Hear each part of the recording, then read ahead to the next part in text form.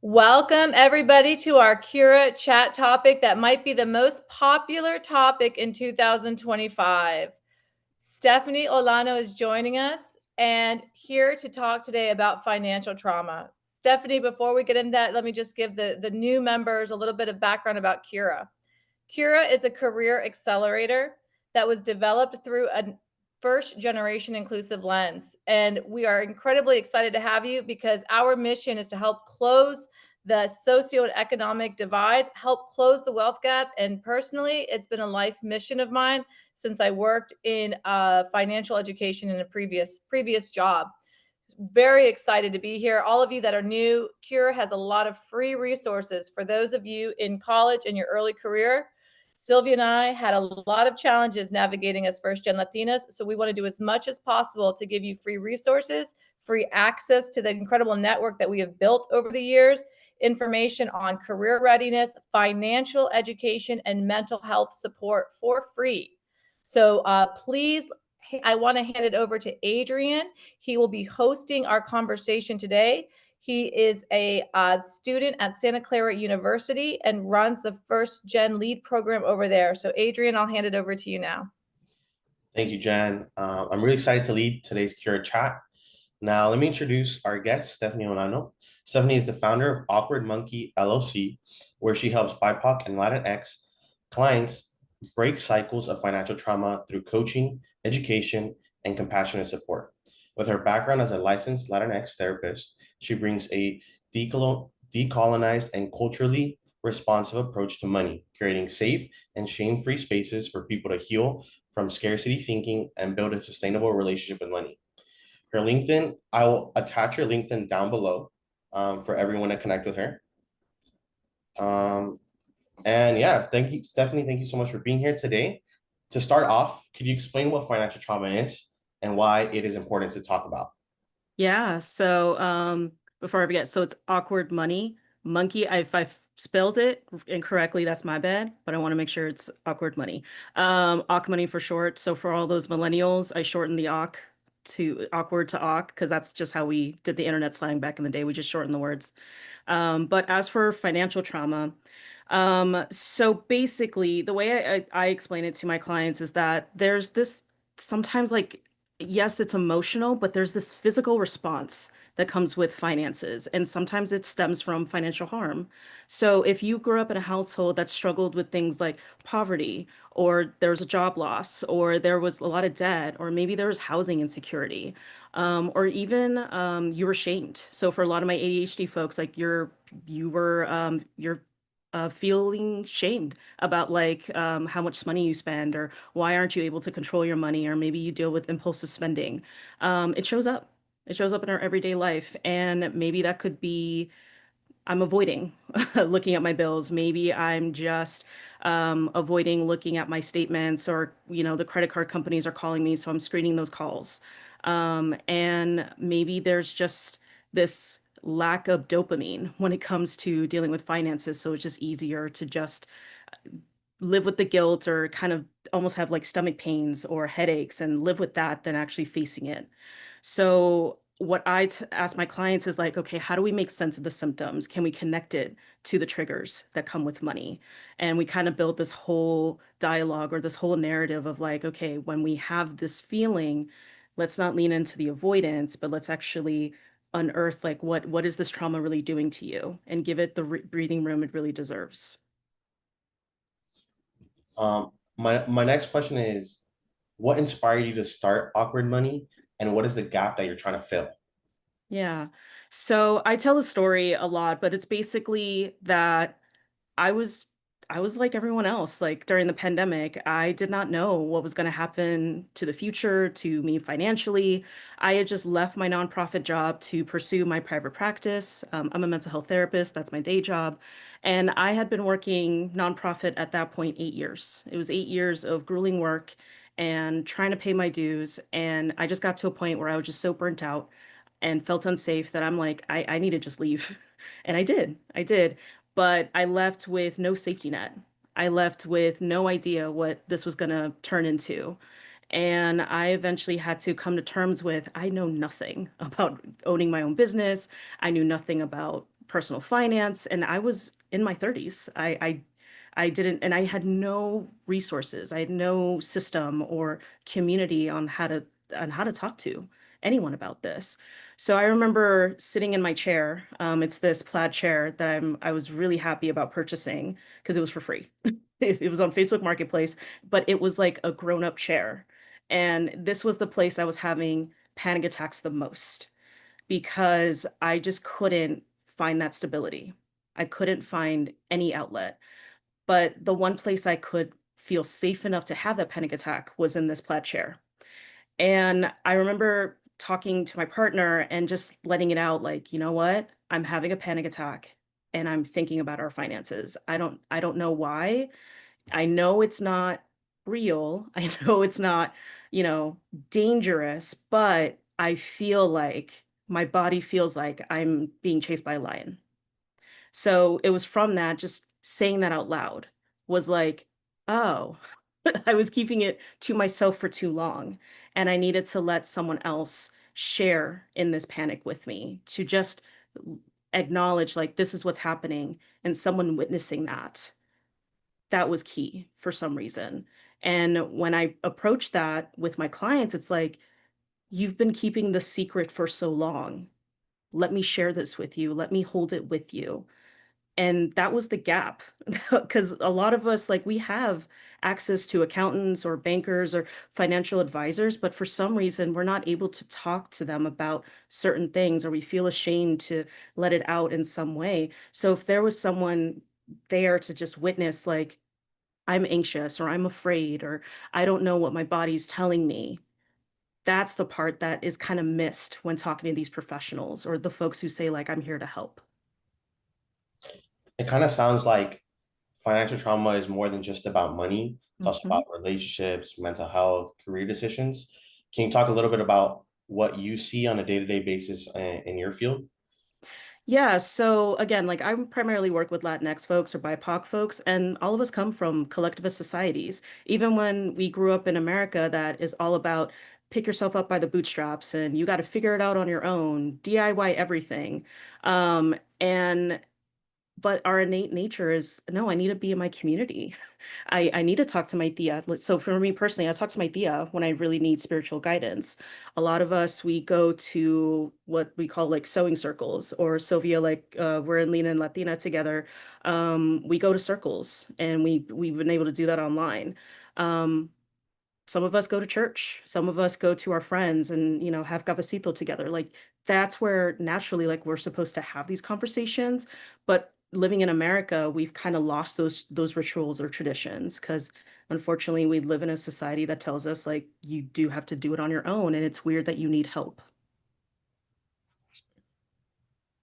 I love what you just shared there because what I'm hearing is there's the circles that we know, but even then we're not talking about this, right? So Mhm. there's some level of comfort, but why aren't we talking about it and where do we begin? What does that even look like? So this is kind of the weird part, when talking to my clients about it. It's like, when it comes to money, it seems like as an adult, like right when you turn 18, you should know how to handle your money. Like, you should know everything under the sun when it comes to personal finance or running a business. But I don't know where logically, like, we were supposed to learn that. Like, we don't learn that in school. Some of us, like, we don't have opportunity to talk to our parents about it. Maybe occasionally, like in my case, like, I had a sibling who knew more about personal finance, but it was also kind of awkward to talk to them about it because, again, they knew more. Why couldn't I figure it out? You know? So there's kind of this assumption, like, at a certain point, you should know how to do this. Like, why can't you? So there's that shame that comes up more and more. Stephanie, this is such a great topic. And one of the in my previous world, I worked with a lot of financial education campaigns, developed the campaigns for corporate America, right? For Wells Fargo, for Chase, to help people talk about financial education, not just sell them products, Hmm. right? One of the campaigns we did, one of the research surveys that we did found that Latinos were more likely and more comfortable to talk about sex than money. which is hilarious, first off. which is hilarious, right? We didn't over-index on the general market, so I don't know what the over-index stats are on that, but I think that's very interesting, and I just wanted to share that with you. And number two, as you're talking about your journey in mental health, what we've also learned is that Kira, as a career accelerator, we're tracking a lot of the success, a lot of the closing the income gaps. What are those salary ranges post 3 years post college? What we've seen is that sometimes the BIPOC and Latino communities over-index on nonprofit jobs Mm, and lower salaries, right? Because mhm, there is such this collective spirit, such an emphasis to give back to the community as much as possible, but also lower salaries, right? mhm. How do we help quantify that? What are some of the narratives that you've heard with recent college grads, college students, and the early career workers? What are the narratives that they tell themselves about money? I don't think it's as simple as something they tell themselves. I think it's just more when there's a lack of representation in those higher roles or those in certain at a certain income level, like there's not a lot of us in those rooms. So they Mhm. start to get this unsaid message or this inherent unconscious message, I must not belong here. So how Mm, dare I try and like ask for more mm, or try and break a barrier? Or they're not even aware that there's a barrier. They're just kind mm, of going with the flow. mm, And they just think like, okay, this is good. I'm good here. Because a mhm. lot of us get this message that like you have a job. You should be grateful. Grateful, be grateful for what you have. This is a big opportunity. Mhm, So keep your head down and keep your mouth shut if you have to. And what you have is good enough. But trying to anticipate or expect more for oneself, that's where it's like, mhm, okay, like why do we do that? And for mhm, each person is different, or they're just not aware just yet, like that's what's happening. mhm, Stephanie, I really like how you talked about people just telling themselves that I don't belong here. Like, this is not. I don't belong here because I relate to that. I remember in my first internship, I was like, what am I even doing here? Like, I Mhm. was walking to my cubicle and I was like, what am I even doing here? And I guess a question that I have to you is like, what advice do you have for people that are telling themselves that? What is a counter narrative that they can tell themselves when they're in those situations? Yeah, so I think where a lot of us are mistaken or get confused is this scenario that's called like imposter syndrome. How can you have imposter syndrome when it's not really that you don't belong or you feel like you don't belong? It's really that you don't really see yourself in these situations. So in the workplace, even though I worked with a lot of folks in the Latinx community and nonprofit, when I looked in the directors or the boardroom, I didn't see a lot of folks who look like me or come from my background. So it's easy to say like, oh, I just don't belong there. Like I can only reach a certain threshold until like I get found out or until like people notice like maybe I shouldn't ask for more.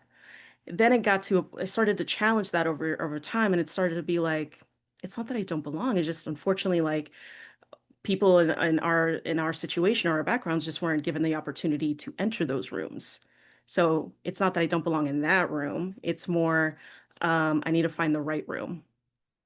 And until I unlocked that, it was like, okay, I need to active. It's hard. It's not easy at all. Or if I can't find the right room, I need to create my own room. And that's what initially started this whole journey of I need to go into entrepreneurship. If nonprofit wasn't going to let me make the decisions or, speak up for my community, I need to create a room where I'm allowed to do that and breathe freely. I like what you said about that, Stephanie, because what comes to mind for me is some of the conversations I was having when I first started my corporate job, for example. And I remember, there was a group over lunch, and they were talking about, okay, great, you set up your retirement, did you do this?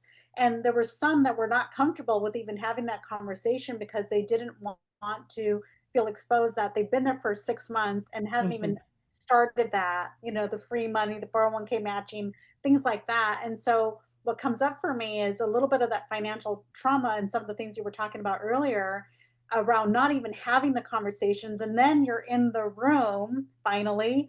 And so you're doing it, you got the job. And then there's this other layer of the things that you're just not Like, where do you even begin to have those conversations? And then you realize I am further from that than I thought I was. It's one thing to Mhm. have the job and, be in my career and getting that going. It's another thing like, whoa, that's a whole other level.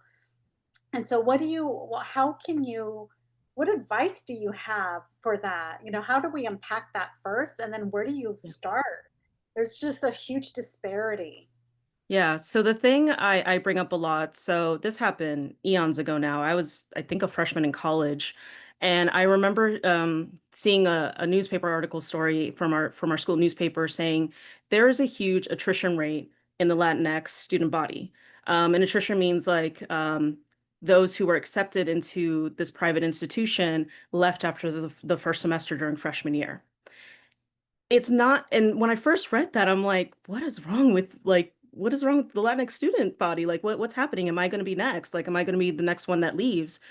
Reading other papers or other research papers that have come out since then, it's not that Latinx folks were struggling with the academics. That was, yes, that was part of it. But the big issue or the big reason they were leaving is because they were so homesick. They couldn't find their community. They had no one to talk to. And even with their professors, they just always felt like this professor doesn't get me. Like like they don't understand, like I have so much responsibility back home. I'm not just 100% student here. I'm 50% student, 10% worker, and all these other hats I have to wear for my family, you Mhm. know? So having me be in a place where I'm removed from that, there's a lot of guilt. There's a lot of like lack of systems or lack of support there, you know? Mhm. And unearthing that, it was like, oh, no wonder so many folks who look like me left. Like I was privileged enough where I went to a school where I was 45 minutes away, but I could only imagine if someone was 8 hours away or it took a day for them to travel back home. Like, of course, it's going to be difficult, you know? So, this is what got me on this path of we as Latinx folks, we need to do things in community. Like that is key.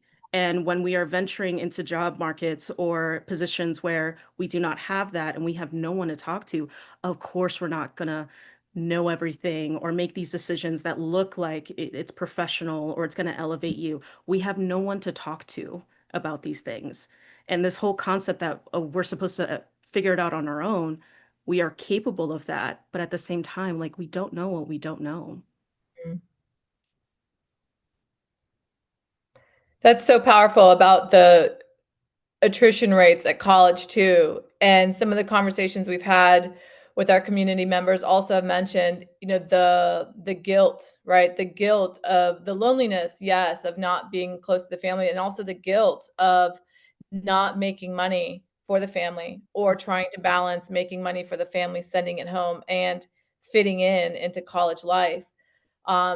Some of the research we've done also shows even just something as simple as like a not being able to pay a $35 parking ticket, and then Mhm. the school will suspend your ability to register for the next semester, and not having access to those $35 to even get you a college degree, right? Like that is roadblocks that really break my heart on that's the difference between staying in college and graduating and getting off of the trail.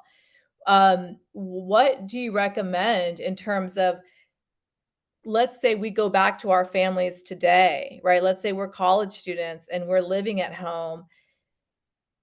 How do we engage our parents, right? Most of them are very sensitive on the topic, maybe stubborn, maybe ashamed themselves.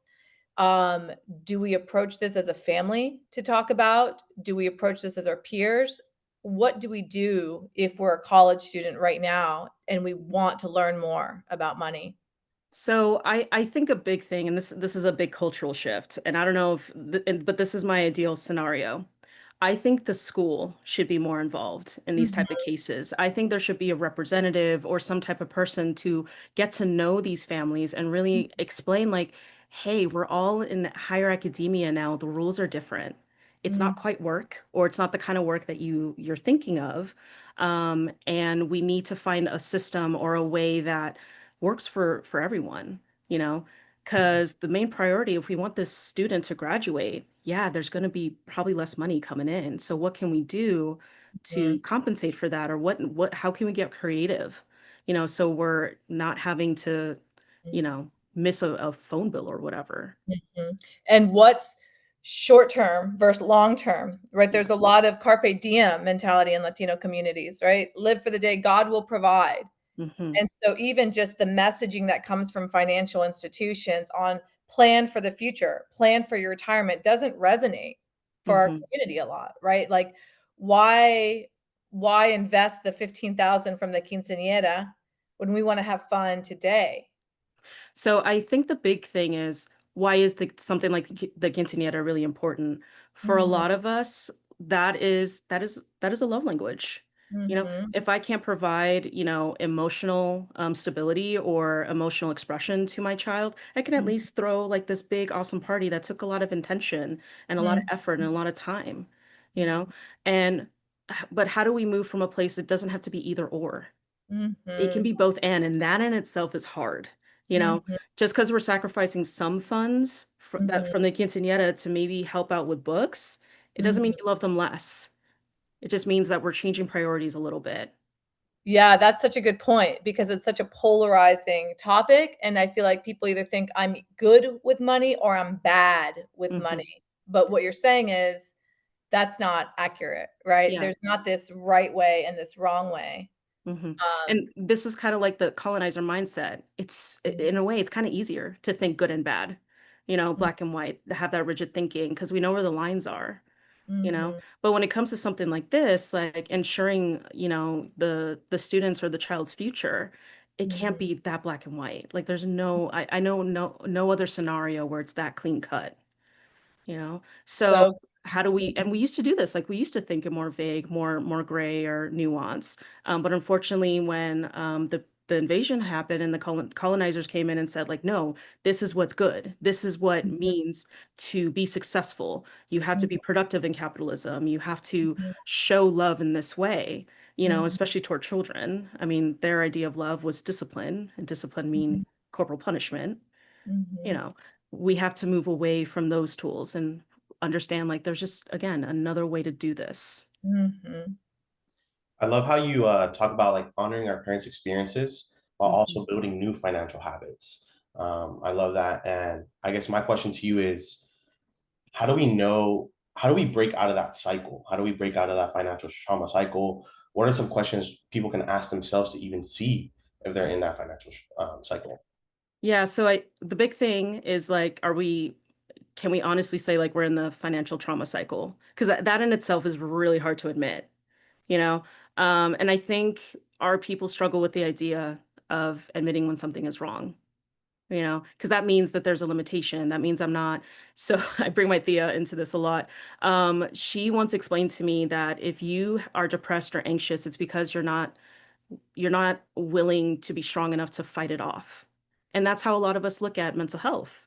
You need to find a way to pray it away or grab your weapons or grab your inner strength to deal with it. And the fact that you're not tells me like you're not doing the right thing. And I'm like, Thea, one, that's kind of messed up. Two, that is so inaccurate because fighting it off, it's not that simple. Dealing with something like trauma, it's something that was done to us. We are accountable to unlearn it or really challenge it. But again, it's going to be a struggle. So if for some reason we're not winning, it's hard to put it in those terms. And that's the mentality like we need to step away from. Are there other systematic barriers that you see that makes it harder to step out of these cycles?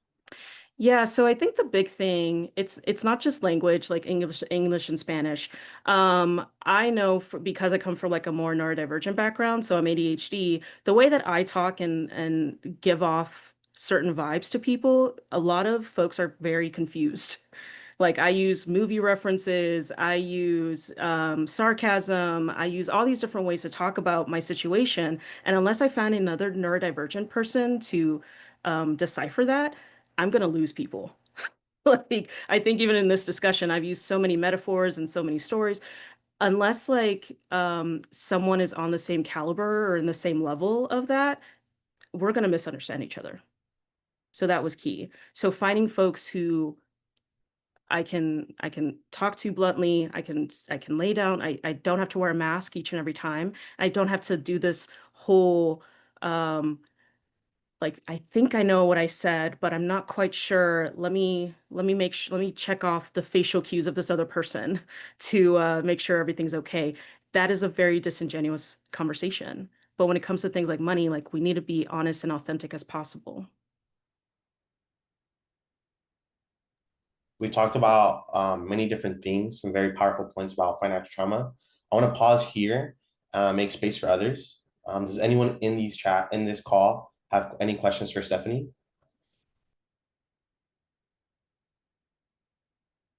Not all at once. It's okay. No, don't worry. There's always an awkward pause, and then everyone gets excited. Yeah. Normally looking for the unmute button. That's the awkward part. But no, I'm loving this because it resonates so bad with me. Like, I know that trauma and related to money, I've done like Ken Honda's emotional IQ course and all that, because even making a very decent living and stuff, it's hard to feel in deep in your heart like the guilt because you bought the big Starbucks thing. Like, oh my god, this is like $16, dude. You're way past that, but Yeah. it's your traumatized parent back in the day, back in Colombia, saying, "Oh no, that's like a month's worth of groceries." So it's an ongoing process. I don't know if it'll ever go away, but it's like there was a meme the other day that I saw that saying when Elon Musk was complaining about YouTube ads, and somebody said like, dude, if the richest man in the world doesn't pay for YouTube Premium, what can you expect from me? Yeah. So No, that's it's good. that's something that it's ongoing. You learn to live with it, or you heal time by time. What's your approach on that continuous cycle? Yeah. So the way I look at it is our ancestors or our parents came to this country so we could spend $16 on that cup of coffee.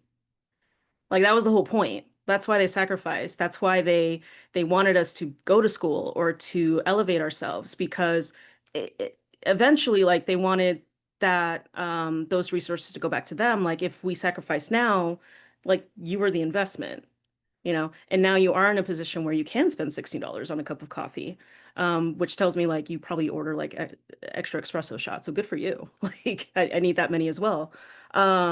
But imagine a scenario where, yeah, you're the living dream, but that's also a lot of pressure, you know? Like you are the parents' retirement fund.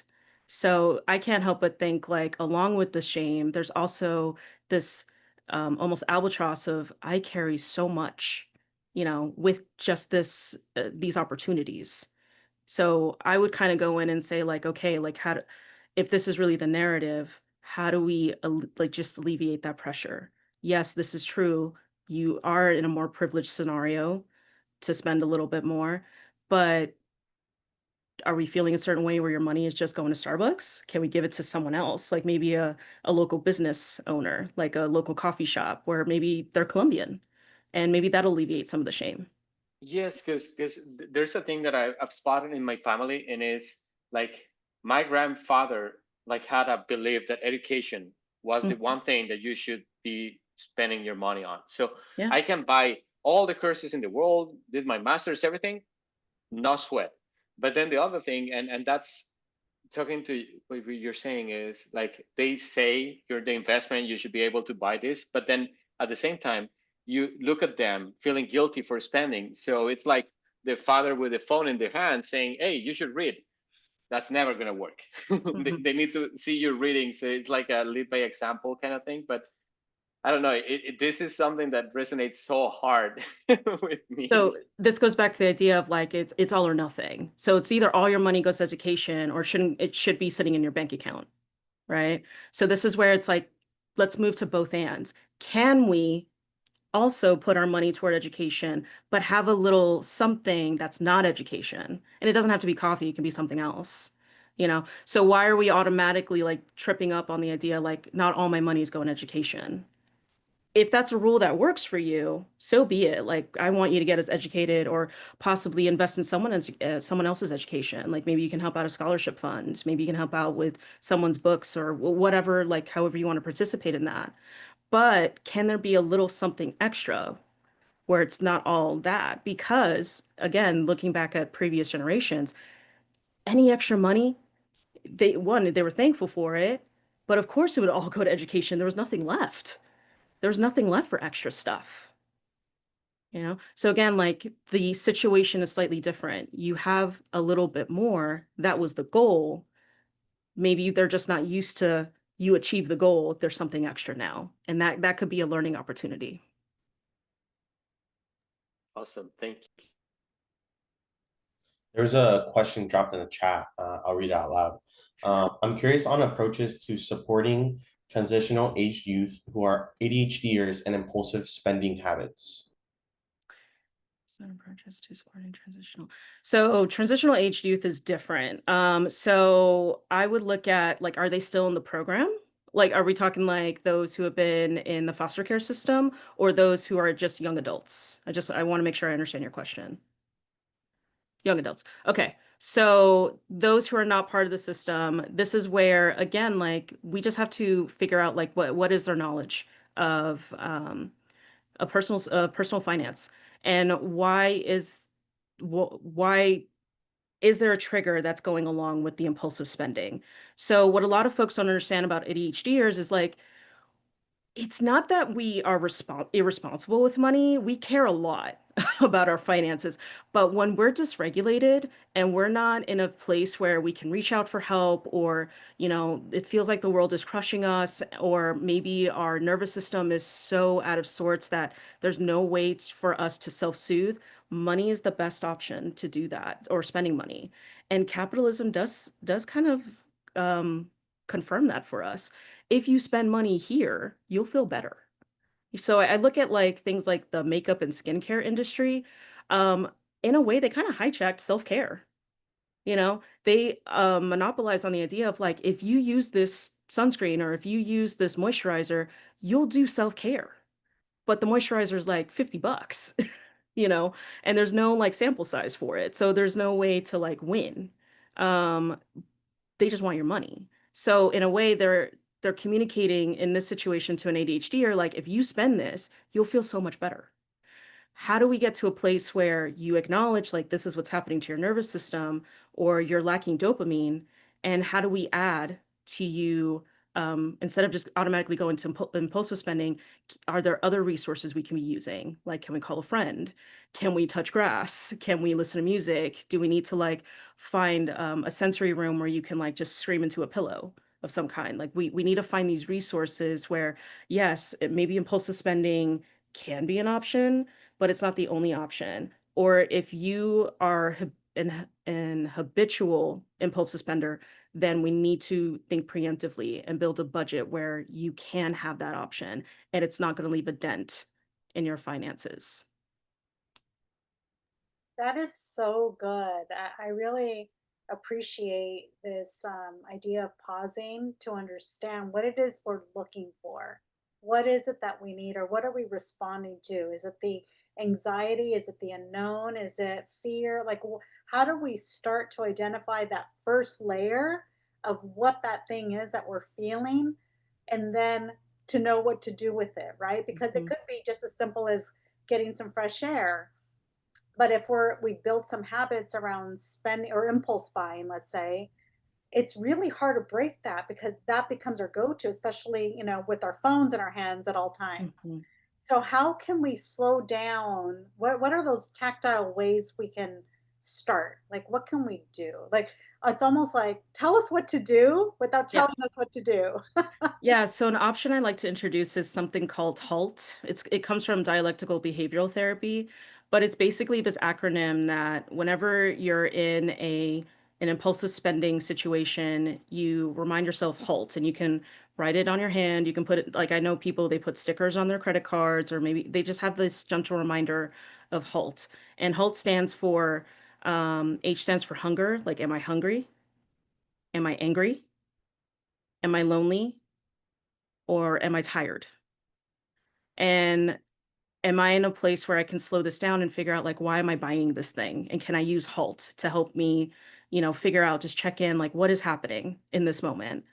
So sometimes, like, for a lot of us, we don't associate this, but if we're in chronic pain, like especially for my folks with uteruses and they're struggling with like PMDD or Hashimoto's or some type of autoimmune disorder, they snack.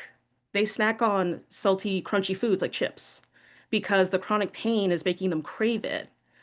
So it's this type of self-soothing. So what I have them understand is like, okay, are we in a flare up and we're not aware of it? We're just so out of our body, and we've associated it with, okay, the only break I can have is just to enjoy these bag of chips. Okay, that's fine. That in itself is not bad, but we don't need to spend all our money on like 20 different kinds of chips, you know? And if that's what we need to do, then yeah, we need to get more creative, because maybe we need to talk more to the doctor, because chips alone is not going to save you. A question that I have is there a way to have like almost like you called it a side quest budget. Uh, Mhm. is that like a possible thing to have in your budget? Like, yeah. Yeah, so what I was talking about just a minute ago about the chips, that I would say like that's more the medicine fund slash self-care. Like these are things that I know it's gonna make me feel immediately better. These are things that I'm just gonna, you know, I'm dysregulated. I'm not okay. I can't reach out for help. I need my medicine. And guess what? It's going to look like a Starbucks coffee or something that anyone else could say is frivolous. And yes, am I hungry, angry, lonely, tired? Yes, all the above. And of course, I'm going to spend money. So medicine fund is necessary. The side quest fund, that's more like, I just want to have fun.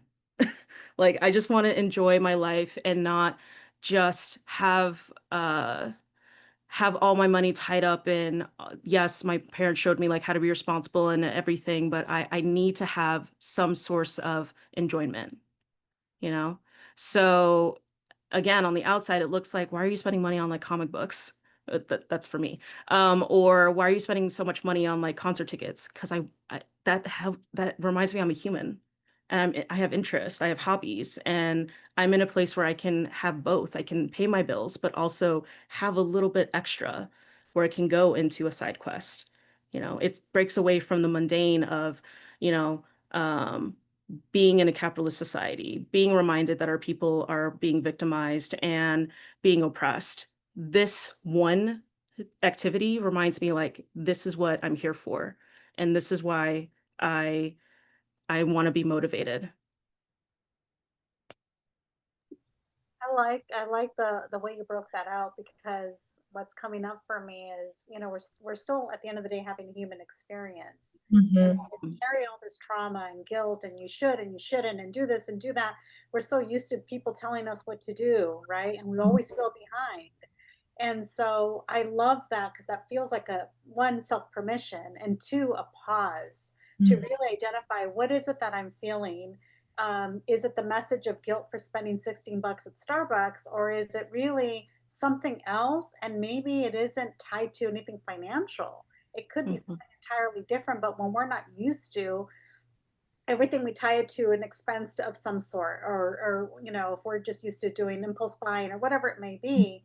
It's so helpful to say, one, it's okay to want to have a little fun. It's Mhm. okay to go for that bag of chips if that's what you need, but it's also okay to, it's almost like, okay, let's have the conversations, or what is it that I really need, or who can I talk to about these things, and where do we begin? And I feel like there's this huge open space, but also gap, right? Mm.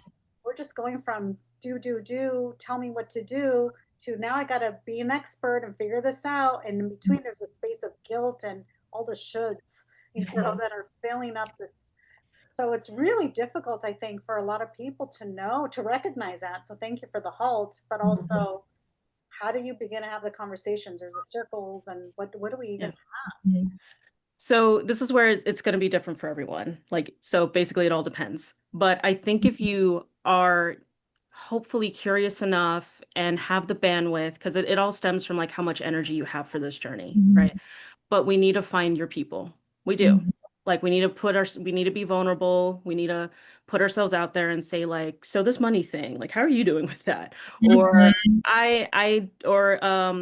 and this is what's interesting about our community. We are so quick to find the answers for so many other people. We're not able to use the resources for ourselves. So we probably do know like who to talk to. We're just not quite, we're very hesitant to like use the resource for ourselves. So the way that I would frame it is like, if your friend came to you and said, I have this thing called financial anxiety and I have no one to talk to about it. Like who do you know anyone? Do you recommend anyone? If there's like three names in your head, use them for yourself, you know, and really reflect on why are you so hesitant? And what would you tell your friend if they're hesitant? I would tell my friend, I will sit next to you in this freaking phone call until like you reach out to this person if I have to. And with that, that means I need accountability. Maybe I need a buddy next to me to ensure I'm going to talk to this person. How can I find that? If it's like, well, I don't know them, maybe I need to like reach out to someone who worked for them. We need to read the reviews on Google or, you know, reach out to someone who used to work with them. You know, so again, like it all stems from, again, like how do we approach this if our friend was asking for help? And how do I instill that for myself? First, Stephanie, I have this strong desire to confess that my guilty spending is, and I think Sylvia too, I don't want to throw you under the bus, Sylvia, we overbuy calendars and organizers. Because like when things get too hectic, we're like, I know what we need. We need a new calendar to start over with. So I just wanted to get off my chest to get your blessing to make sure that's okay. And second, you know, it is so layered. Like this conversation, what it's making me realize is how layered this is. And tracing back to thinking through like family of origin and how even joy, what was the meaning of joy and celebration and that? And so you brought up the quinceañera. And so there are these moments from the collective culture, right? Communions, quinceañeras, birthday parties. It's like, okay, joy is okay there, right? Joy is okay there as a collective unit, but individual joy is not necessarily, in my experience, is not necessarily celebrated or budgeted for, right? Especially as a child. It's like, you don't need that. What's that for? Who needs to do that? And so, you know, for me, as you're going through this conversation, I think even how do you take as an act of defiance taking back your perspective, your value, your desire for joy and giving that enough space in your budget wheel. There's no joy line item in our like monthly budget, right? But like even just the way that we think about fun and happiness is like, I feel like it's just lacking for most people. Yeah. So the thing that I try to emphasize is joy looked at as a point of privilege for you. And that's a vague you. And if it is a privilege, why are we like turning that away? Because individual enjoyment, it's not necessarily a bad thing, but maybe we're not used to it. So as much as we are so used to like living in this chaos or living in this this feeling of like, okay, the shoe's gonna drop, like I gotta figure out a way to get out of it. How do we build our tolerance to like, but we're in a more stable situation now. Like how do we live, like how do we build our tolerance for that? You know? And as for joy being a little like maybe we're a little hesitant, good, because joy, happiness, self-care, it's a form of resistance in capitalism. So if capitalism had its way, they would make us sick, lonely, and afraid because we buy more in that situation. If I am constantly in a state of dysregulation, guess what? I'm going to go to Target and spend $500. and add more to my credit card debt and continue the cycle to the following month because I have no other resource. I have no other way to get out of that. So I'm going to just buy more and more and have more debt to my name. Right. But if I'm able to find, again, my people and my self-care and my rituals and my traditions and know my story and know what I stand for, capitalism can't stand a chance. They can't Yeah, sway me. and I think about that too, because I also like give credit. My family, I'm half Salvadorian and half Bolivian, and just, maybe it's biased, but to me, the Salvadorians are some of the funniest people in the world. Just so funny, right? And I think about how we incorporate joy into like our everyday life as a family, and it's just like shenanigans, right? And there's no, like what you're saying about self-care, like real self-care, there's no cost to walking outside besides the emotional guilt, right? But real joy, there's also no cost. It's that weight that keeps you from feeling that joy, that roadblock of the financial anxiety. But real joy can still be a dance party in the living room, right? Real joy can still be jokes with your family and forms of connection. And so even just detaching, even, me trying to detach and separate joy with budgeting, like it's so layered, all of this into emotions. And this is where, like, again, we need, unfortunately, so I grew up on my Nicaraguense side, but I do have roots in El Salvador. And I can tell, like, living in both cultures, we don't talk about that. We don't talk about trauma. But the thing that I do notice is there's kind of like this forced adultification of children. So because we are living in a predominantly, white neighborhoods or, predominantly white world, we as brown children cannot be too happy or too joyful because we might be too loud or cause too much attention. So there's kind of this pressure of like, I need you to act right. God's watching, Right. and that in itself, I think it kind of helps explain like when we try to find joy as adults or when we're getting out of that age group, we're trying to tap into something that was almost shamed or shunned when we were younger. So how can we do it now? So what I try to tell folks is this is where you did nothing wrong. The message was very upsetting and very traumatizing. But how do we get to a place where we can honor that little kid, but do it in a safe way? So if having a dance party is what feels safe, cool. But also let's be prepared if like there's some sadness with it. That's okay too. Yeah, it's right. You're right. Yeah, because it's a little bit of mourning what you didn't have in your own childhood, but celebrating it and, maybe getting too into it compared to your children, but that's okay. Yeah, so we're all learning how to be kids again. Yeah, it is. It's really interesting. It is very like finding your childlike essence and freedom. It gets heavier. Thank you. Great feedback. We're about to hit our 1 hour mark, so I'm gonna be asking one of the final questions. What gives you hope about the younger generations when approaching or when talking about money or when just approaching about money? Well, the fact that so many of you are here, and so many folks have been reaching out that like they want to get a handle on their finances. Although the content is sparse in our community, like we're still trying to figure out like who can I turn to or where can I get this knowledge. The fact that more of us now are just saying like, hey, I want to learn more and I want to get this right. I know when I was that age, money, yes, it was on my mind, but I never thought I need to join, like hop in a Zoom meeting like this and see what I can figure out. Thank you. I really appreciate that. I want to open it up for final questions from anyone else that's here in this Zoom call. And if not, we'll just move into rapid fire questions. Pardon the piano in the background. I have one I guess pressing thought that kept coming up.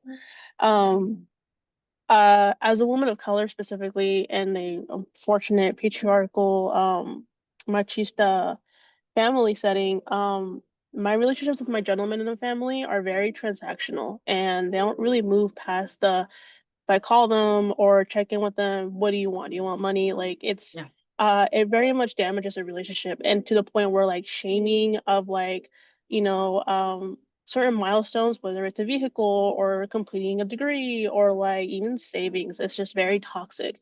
So I wanted to ask if there's any advice on any reflection points that I could start to like slowly uh I should say start, but also any boundaries that I can also start practicing in order to maybe not be as triggered when those when that transactional relationship sparks up. Yeah, so my first initial reaction is or question I want to ask is are we talking more like this person is unfortunately like emotionally stunted, so money is like a love language and that's the only way to show love, or is it like money is kind of like a coercive control thing and that's, you know, the money piece is like a way to like put me in my place type of thing. It definitely always feels like the money is a way to like control the relationship. And I always, because I'm the youngest in my family, so it Mhm. always has been me depending on other people. So it feels definitely as a means of control. So this is where again, like because this is so layered, like we would have to like, yes, enforce these boundaries, but understand like what is happening to, what is the extent of the course of control? Are we making decisions just based on like this certain money piece? Are we talking about like possible financial abuse or neglect? Are we talking about things that, you know, kind of show up as like narcissistic tendencies? Because there is like a playbook to go about this. But I would highly recommend like we and thank you for asking this question, but I think because there is this way of to go about it, and I'm very curious about the situation. I don't think I can like sum it all up in like the next 2 minutes, but basically I would reach out to whether it's a therapist or a coach who does have a background in um narcissistic communication and see like if that outlet or that particular approach can be helpful, because what a lot of folks don't understand in our community, especially coming from, you know, the patriarchy has certain ways to control certain folks, especially women, children, or those who are femme presenting. It's in using like the beauty standards. Like if you do not live up to these European standards of beauty, you are not worth it as a person. You should not take up space. You are not allowed to participate in our community. Um, and money. And money is like big because and in our community, without it, um, how were women or femme presenting people supposed to get any type of respect or elevate themselves in a society? For the longest time, women could not get jobs. I think it was only in the 70s in America we were allowed to get bank accounts. If I wanted a an apartment, I needed my father or my husband to sign for the lease. You know, so that and unfortunately, that type of mindset is still rampant in our community. Because for the men or those who subscribe to machismoism, um, yeah, they had a lot of power, but their way of understanding it is this is a way to keep you safe. Like no one is going to show you this much grace and this much patience, but I was shown this in a very abusive way, so I'm just continuing the cycle. So we have to do a lot of inner work and a lot of calling it out. But I also want to ensure like you're safe in doing that. So I want you to have like enough support because it's not going to happen overnight. And it is a lot of conversation on like, I can't engage in this power struggle. How do I, you know, prevent it from happening or just get out of it? And there needs to be a safety plan to do that. Thank you, Stephanie, for that. And in the interest of time, we're going to be moving into rapid fire questions. Don't overthink, just give us your immediate instinct. What is your guilty pleasure or little splurge that you call side quest that you never regret? My plushies. These are like partially my fidget toys. I have fidget toys too, but these are more like, you know, help with the focus. But my plushies, yes, they are fidgets, but they're soft and they're nice. And I just like looking at them. One of my favorite ones is a pillow of like a Doritos Cool Ranch bag. Everyone loves it because they're like, why would you have this? And I'm like, because it's awesome and you're talking about it and you're holding it in your hand and you want to lay it underneath your head. Why wouldn't I have that? Okay. Which TV character do you think you're would be your best friend in real life? I always thought Lucille Ball from I Love Lucy. I thought we'd get along so great, and she was like one of my Theos growing up. Like anytime after school, I would have her on, and she taught me so much about not just like how to tell a joke, but how to run a business. Like she was always ahead of the curve. So yeah. Okay. And then the final one is, if you could time travel and drop one sentence of advice to yourself, your 18-year-old self, what would you say? Whew. I think lean in to the nerdums you're participating in. It is not weird that lean into the nerdums that you're into. And music will save you. Okay. And then thank you everyone for joining. This was an amazing chat with Stephanie. Where could they find you, Stephanie? Tell us. Yeah, so you can hit me up on my Instagram at awkmoney, or my website awkwardmoney.com. And yeah, trying to think. Yeah, my email is info@awkwardmoney.com. Yeah, any one of those three, you can hit me up. You shared earlier that you had a great list of questions or some sort of kind of leave behind.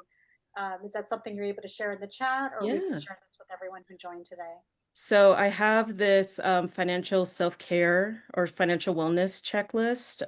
It's a way to just get the ball rolling on um, I just want to know like how to be better with finances, but do it in a way that hopefully feels good and it's not so boring. Thank you for sharing that. Thank you, Stephanie. Please make sure to connect with Stephanie on LinkedIn, all her other methods. Thank you very much. And that concludes our chat. All right. Thank you so much, everyone. Thank you.